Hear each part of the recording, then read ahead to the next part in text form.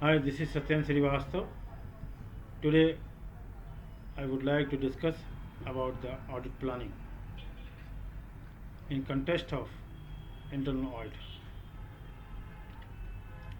Most of the professionals they start the audit based on their past experience and the knowledge they have. I would like to share some of my past experience for audit planning. When you plan for internal audit, you should consider some of the points which are relevant for the effective internal audit. Whenever you going to start internal audit, first of all, understand the scope of work shared by the management. You should thoroughly understand and analyze the scope at the macro level. First of all, you have to visit at the client place, which may be the client head office. Then you have to visit the plant location where the client set up the plant. When you visit the plant, you should invest at least 1 to 2 days by thorough understanding of the plant, its locations, what are the machine they set up, what are the functions, what are the capacity of the plant, and what are the challenges.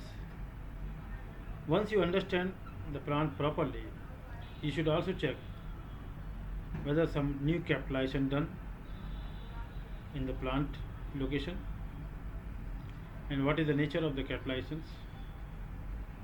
If this is a machinery, plant and machinery addition, then you also check whether any production capacity increase or not, or whether the plant in working in progress. Then you should visit the other location of the plant. Once you understand plant properly, then you will in a positions to understand the business of your client. After plant visit, after plant understanding, you should meet the process owner. The process owner may be for the purchase, for the dispatch, for the inventory, for the HR. You should meet accordingly the scope decided. When you go and meet the client process owner, you should share the scope of work which are decided by the management. And you should invest some time. What are the documents the process owner have? You should submit his audit requirement list to the client process owner and also budget the time when he can provide it. You should also ask for some manual or SOP which are already designed for that process, and you also give the process owner at least 2 to 3 day time so that he can compile up, he can arrange the document for your audit purpose. Then you should start your audit. In addition to that, you should also understand the client software. What are the document generated by the software. If the client having SAP, Navision, JDE, Oracle, any of the software, you should understand what are the standard report and what are the customized report. Then you can integrate and check these reports in your audit function or audit duration. When you discuss the opening meeting with the process owner, you submit the requirement list, you understand the report generated by the software, then you move to the another department to meet the another process owner. And you should also discuss what are the challenges they have faced in the past, and you should also guide them how you can help them for the smooth functioning of the any specific process. If you are friendly with the client process owner, he will give you and explain the challenges he is facing within the plant itself. You should also point out what are the challenges which need to be excel at the management level. Once you do the meeting with all the process owner, then you should direct your team members and allocate the work according to the scope decided and shared by the management. It is better once you start the audit, always take the information on your authorized mail ID, so that sometime it was seen, okay, whatever the document, what are the information clients share, sometimes change due to any reason. So it is better you should take all the mail, all the document on the mail which are authorized, so that once you start preparing your annexes and later your internal audit report, there should not be any challenges with the information shared or information not authenticated. Once you collect all the information, it is better you should design all your required annexes and also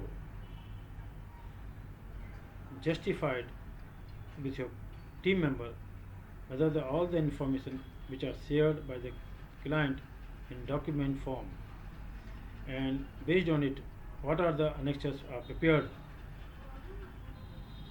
those annexes should be shared with the client, and also told them this is the data I will report in the I will mention in my reports. Don't move from the client place without discussion of the informations you have plotted in the annexures. Otherwise, in the future, the client can object, the process owner can object. Once you collect all the informations and prepare the annexures, then based on the annexures, you should design your draft audit report, and then once you complete it, you should also discuss the key point with the process owner and also take his views, so that the report should be very much authenticate and effective for the management as well as the process owner's side also. I have seen in so many cases the internal audit report not discussed with the process owner, and later on the reporting point challenged by the process owner once you submit. So hence it is very much suggestive, whenever you leave the place of the client in plant location, you should take the confidence whatever document information you have received from the client are authenticated. If you done, if you follow such practice, your reporting points, your observations will not be dropped in front of the client place, or you will not in a position to take any stress, or client cannot compel you to drop down any point. If you follow such type of practice in audit planning, the audit planning will be very much effective. Please also ensure what are the documents you have checked or checking. You should direct your team member. The sample size should be authenticated. The sample size, whatever team is taken, should be recorded in a separate document, so that what are the sample you have taken, your team is taken, should be part of the internal audit report, so that anybody, if want to ask any question related to the sample size, then you must have a authenticate document or relevant document. Now, if you follow such practice in audit planning, then you can do effective internal audit, and also guide or track the team. What are the challenges team is facing from the client place, or for the audit point of view also. You should remediate all the challenges which are faced by your team member, so that team can do the effective internal audit, and you will be in a better positions to discuss the report with the client. These are the points I would like to share with you in this video, that is completely audit planning. Some of the points may be discussed later on, but these are the few points which need to be understood with the auditor. Thank you very much. Goodbye.